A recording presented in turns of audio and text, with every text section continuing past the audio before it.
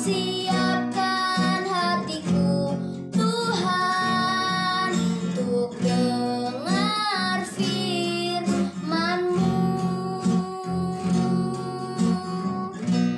Ku siapkan hatiku Tuhan untuk dengar firman-Mu.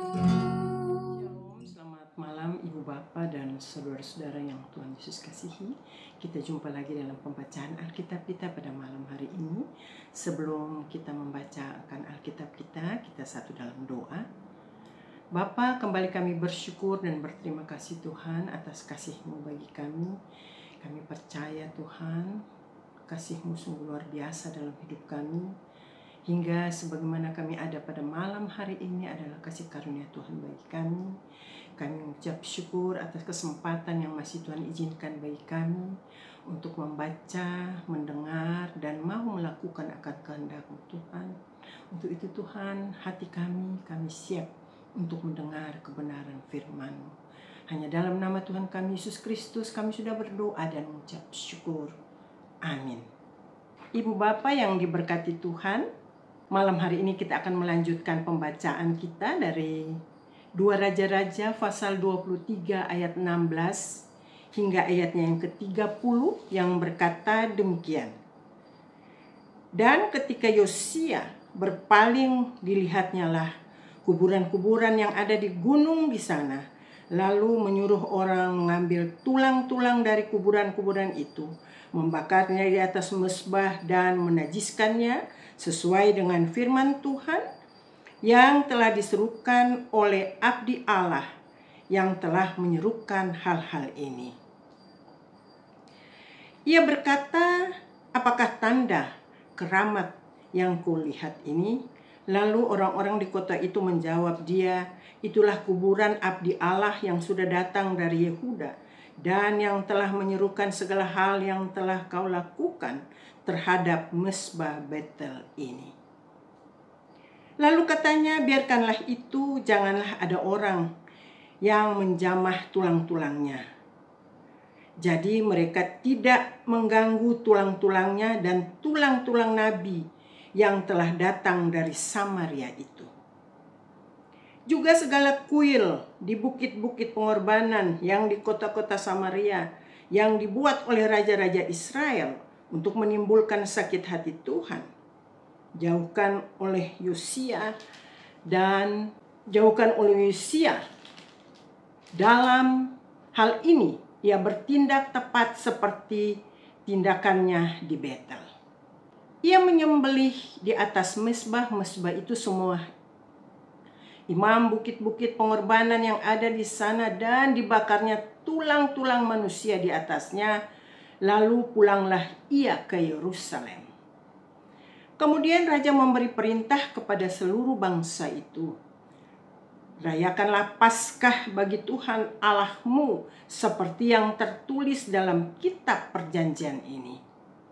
Sebab tidak pernah lagi dirayakan Paskah seperti itu sejak zaman para hakim yang memerintah atas Israel dan sepanjang zaman raja-raja Israel dan raja-raja Yehuda. Tetapi barulah dalam tahun ke-18 zaman Raja Yosia, Paskah ini dirayakan bagi Tuhan di Yerusalem. Para pemanggil arwah dan para pemanggil roh peramal, juga terafim, berhala-berhala dan segala dewa kejijikan yang terlihat di tanah Yehuda dan Yerusalem dihapuskan oleh Yosia dengan maksud menepati perkataan Taurat yang tertulis dalam kitab yang telah didapati oleh Imam Hilkia di rumah Tuhan. Sebelum dia tidak ada raja seperti dia yang berbalik kepada Tuhan dengan segenap hatinya, dengan segenap jiwanya, dan dengan segenap kekuatannya, sesuai dengan segala Taurat Musa. Dan sesudah dia tidak ada bangkit lagi yang seperti dia. Tetapi Tuhan beralih dari murkanya yang sangat bernyala-nyala itu yang telah bangkit terhadap Yehuda oleh karena segala sakit hatinya yang ditimbulkan Manasye. Lalu berfirmanlah Tuhan juga, orang Yehuda akan kujauhkan dari hadapanku seperti aku menjauhkan orang Israel. Dan aku akan membuang kota yang kupilih ini, yakni Yerusalem. Dan rumah ini, walaupun aku telah berfirman tentangnya, namaku akan tinggal di sana. Selebihnya dari riwayat Yosia dan segala yang dilakukannya, bukankah semuanya itu tertulis dalam kitab sejarah raja-raja Yehuda? Dalam zamannya itu majulah Firaun Nekho, raja Mesir, melawan raja Asyur di tepi sungai Efrat. Raja Yosia pergi menghadapi dia, tetapi Firaun membunuhnya di Megido segera sesudah ia melihatnya. Pegawai-pegawainya mengangkut mayatnya dengan kereta dari Megido dan membawanya ke Yerusalem. Kemudian mereka menguburkannya dalam kuburnya sendiri. Maka rakyat negeri itu menjemput Yoashas anak Yosia, mengurapi dia dan mengangkat dia menjadi raja menggantikan ayahnya. Sekian jauh adalah pembacaan Alkitab kita pada malam hari ini. Dari pembacaan kita tadi, bahwa kita tahu bahwa Yosia adalah salah satu raja Yehuda yang paling luar biasa dalam kepatuhan dan komitmennya kepada Allah. Raja Yosia adalah raja yang saleh. Yosia melakukan pembaharuan sewaktu ia memimpin di Yerusalem dengan menghancurkan patung-patung. Bait suci ditahirkan kembali. Yosia menghapuskan para pemanggil arwah. Masih banyak lagi pun Yosia menyuruh untuk merayakan Paskah bagi Tuhan. Ibu bapak yang diberkati Tuhan, kita boleh belajar dari pembacaan kita teladan Raja Yosia, begitu patuh kepada Tuhan, teladan bagi anak-anaknya, tetapi anak-anaknya tidak mengikuti teladan bapaknya.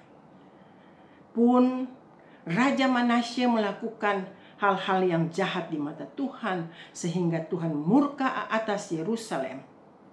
Tuhan murka terhadap Yerusalem, itulah karena perbuatan Raja Manasye dan perbuatan anak-anak dari Raja Yosia sendiri, karena tidak patuh kepada perintah Tuhan. Kita belajar dari pembacaan ini kepada kita sebagai orang tua, ibu bapa. Kita harus melakukan hal-hal yang baik, hal-hal yang tidak menyakiti hati Tuhan, hal-hal yang sudah Tuhan teladankan bagi kita, hal-hal yang sudah Tuhan ajarkan bagi kita, agar kita boleh menjadi teladan yang baik bagi penerus kita, bagi anak cucu kita, sehingga anak cucu kita juga mau melakukan hal-hal yang baik di mata Tuhan, hal-hal yang tidak menyakiti hati Tuhan. Karena kita lihat di sini bahwa begitu salehnya Raja Yosia memimpin Yerusalem, tapi banyak hal dari raja-raja yang lain yang tidak menyenangkan hati Tuhan, tetapi mereka menyakiti hati Tuhan. Makanya murka Tuhan juga terjadi pada bangsa itu. Begitu juga dengan kita semua. Kalau kita meneladankan yang baik bagi penerus kita, bagi anak cucu kita, maka Tuhan tidak menurunkan kutuk, tapi Tuhan mengganti kutuk itu dengan berkat bagi anak, cucu, dan penerus kita. Amin.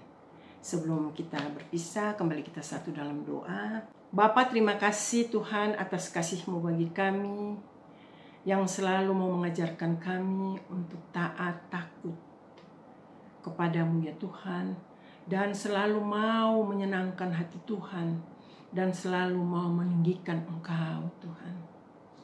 Tuhan, kuatkan iman percaya kami, agar kami dimampukan untuk dapat melakukan hal-hal yang baik.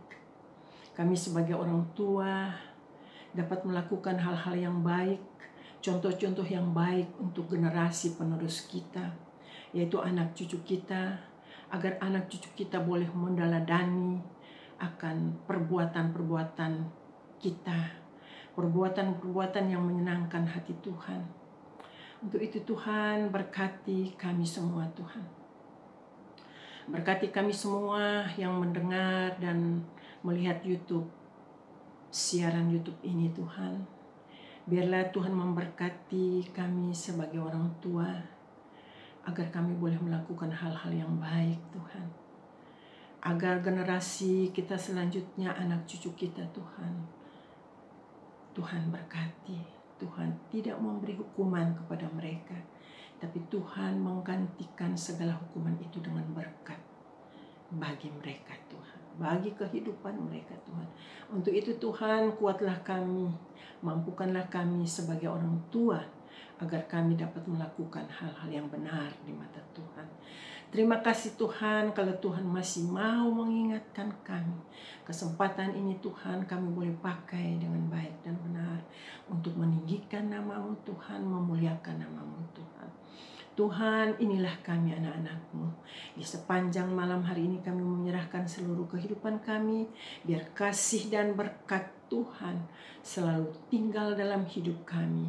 Dan kami mau melakukan akan kebenaran firman-Mu untuk kemuliaan nama-Mu saja. Hanya dalam nama Tuhan kami Yesus Kristus kami sudah berdoa dan mengucap syukur. Haleluya. Amin. Selamat malam Ibu Bapak yang kekasih. Kita jumpa lagi pada besok malam dalam pembacaan Alkitab kita selanjutnya. Terima kasih, Tuhan Yesus memberkati. Firman-Mu pelita bagi kakiku, terang bagi jalanku.